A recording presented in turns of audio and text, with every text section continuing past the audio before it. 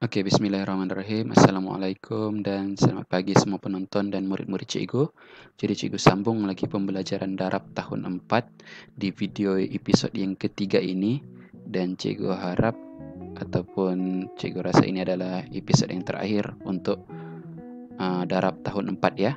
Namun yang tahun 5 melihat video ini, kamu akan ada lagi video tambahan ya, yang mana cikgu akan ambil sedikit contoh daripada buku teks tahun 5. Jadi nanti boleh carilah pengajaran video tahun 5 pula ya, untuk sambungan dia ya. Jadi sebelum cikgu mulakan, cikgu ingin memberi satu pesanan bahawa video cikgu ini berdurasi 15 minit, di mana jika cikgu tidak sedar 15 minit itu sampai, maka dia akan terputuslah. Jadi bila dia terputus, cikgu terpaksa untuk menyambung di video yang seterusnya. Jadi mudah-mudahan cikgu sedar tentang masa itu dan cikgu akan tutup lebih awal ya. Jadi sebelum kita mula, boleh subscribe dahulu channel cikgu di YouTube di Encik Guru SM. Klik subscribe dan like semua video yang ada tentang pengajaran dan share kepada murid-murid lain untuk manfaat bersama.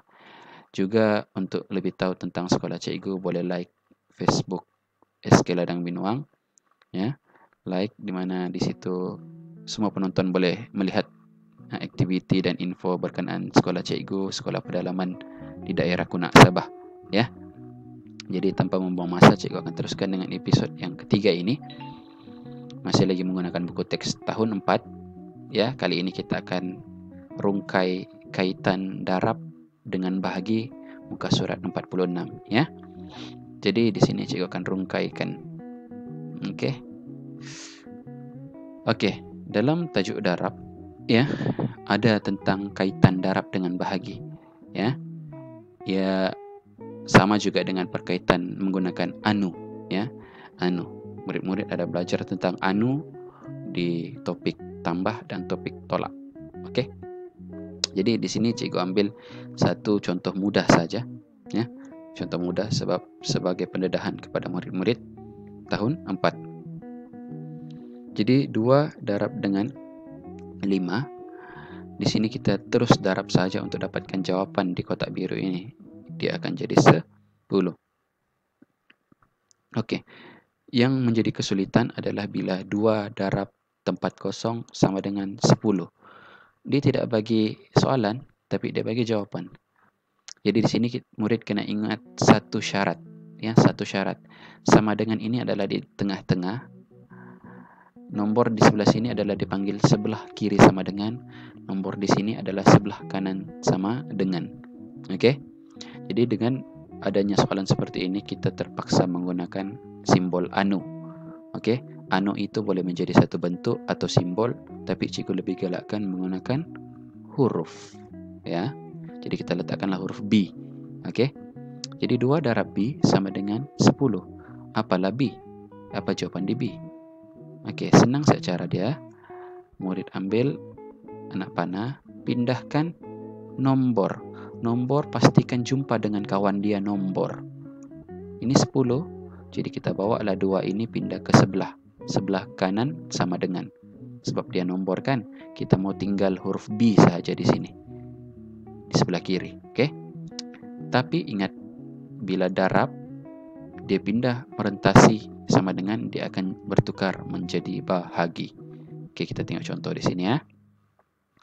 Okey, di sini kita sudah pindahkan tadi 2. Jadi yang tinggal adalah B di sebelah kiri sama dengan B. 2 tadi kita sudah pindahkan. Tadi dia adalah 2 darab. Jadi bila pindah dia akan jadi bahagi. Jadi dia pindah ke belakang 10. Dia akan jadi bahagi 10. Tidak boleh pindah ke hadapan ya. Dia sudah masuk pergi rumah orang, dia kena berada kemudian atau di belakang. Jangan pandai-pandai mau di depan ya. Jadi operasi dia pun bertukar menjadi bahagi 2. Okey. Boleh sudah cari B? Boleh. 10 bahagi dengan 2. Murid-murid akan dapat jawapan dia berapa?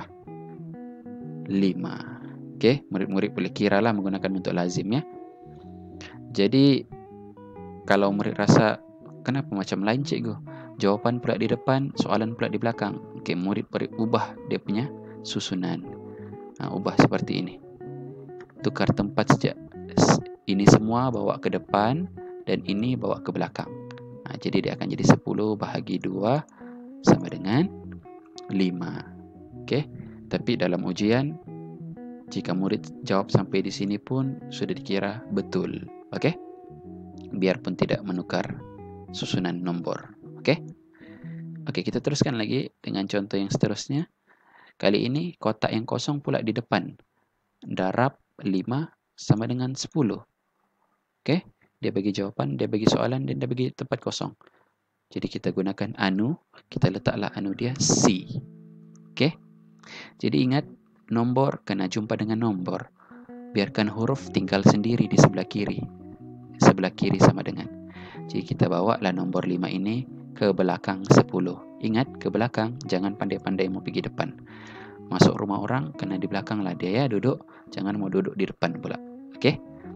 Okey, jadi kita pindahkan dia akan jadi seperti ini. Dia akan jadi seperti ini. Sini tadi C, tertinggal. Jadi dia pindah 5 tadi itu, 5 akan ke belakang.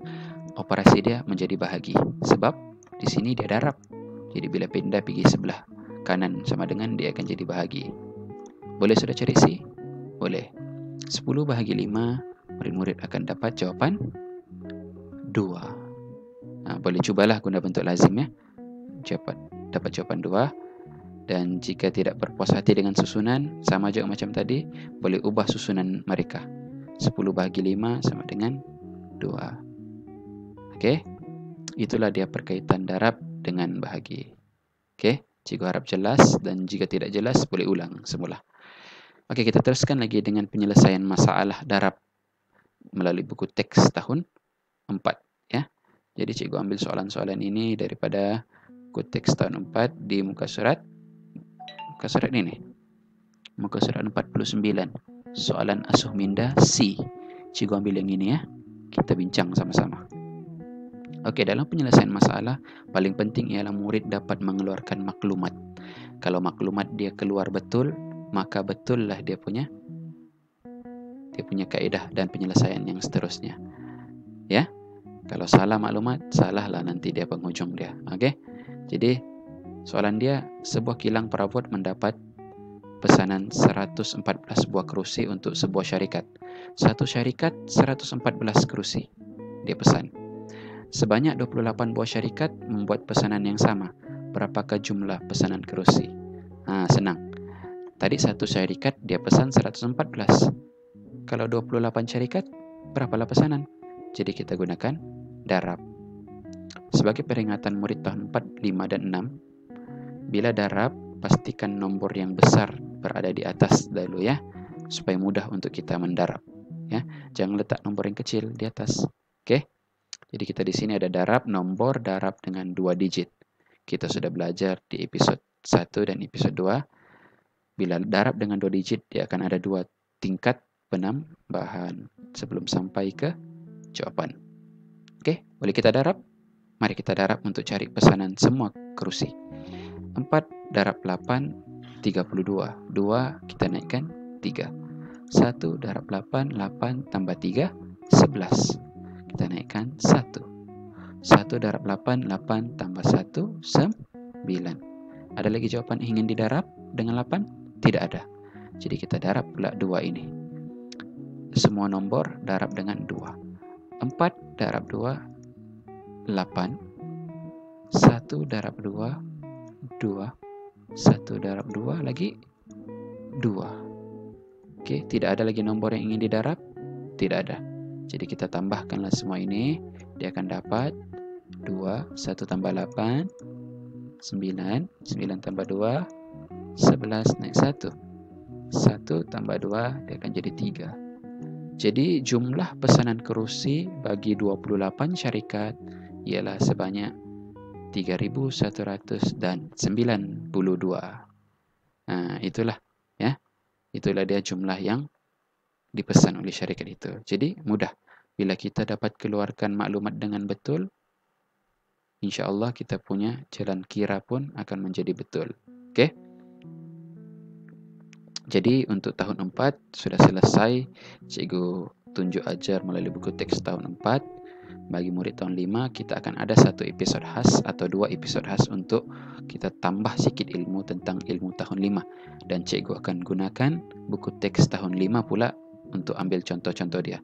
Jadi jangan lupa murid-murid tahun 5 untuk tengok video pengajaran darab tahun 5 selepas sudah selesai lihat semua video tahun 4 ini ya. Bagus nih video tahun 4 supaya kita kukuhkan lagi kita punya pengetahuan tentang darab. Jadi murid tahun 4 bolehlah jawab soalan di Google Drive cikgu ya. Soalan tahun 4 cikgu akan upload sekali di bahagian penerangan atau deskripsi video di YouTube cikgu. Cikgu akan letak link di sana ya, di bahagian penerangan dia atau deskripsi. Jadi murid boleh klik dan isilah jawapan tentang darab ya. Cuma perlu tik yang kawasan ini saja semua dan tuliskan nama dan nama sekolah untuk teruskan jawab. Ini cikgu sediakan untuk kemudahan murid-murid cikgu lah sebagai arahan cikgu. Murid sekolah lain boleh cuba dan semoga bermanfaat insyaallah. Jadi untuk video yang terakhir bagi tahun 4 ini cikgu selesaikan di sini, kerana cikgu akan sambung pula untuk video kepada murid-murid tahun 5. Kalau murid tahun 4 ingin belajar tentang pengajaran tahun 5, silakan untuk lihat video tahun 5 di video yang seterusnya ya. Jadi sekian daripada cikgu. Wabillahi taufiq wal hidayah. Assalamualaikum warahmatullahi taala wabarakatuh.